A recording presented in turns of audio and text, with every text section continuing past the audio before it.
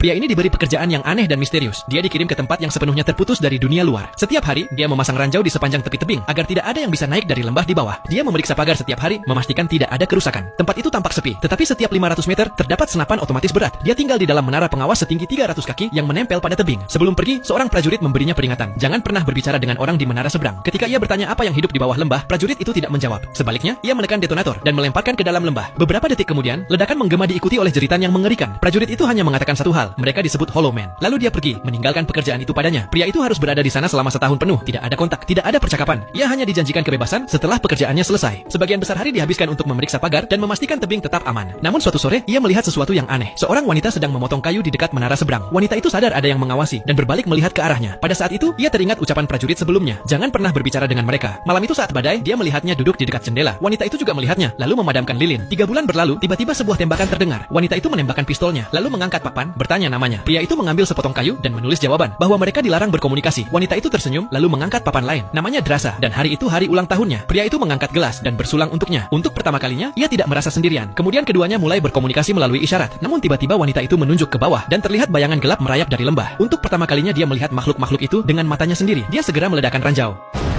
Beberapa dari mereka jatuh, tapi lebih banyak lagi yang terus memanjat. Drasa menembakkan senjatanya, ia bergabung dengannya. Dua menara pengawas saling membantu, hingga akhirnya mereka berhasil mendorong makhluk-makhluk itu kembali ke lembah.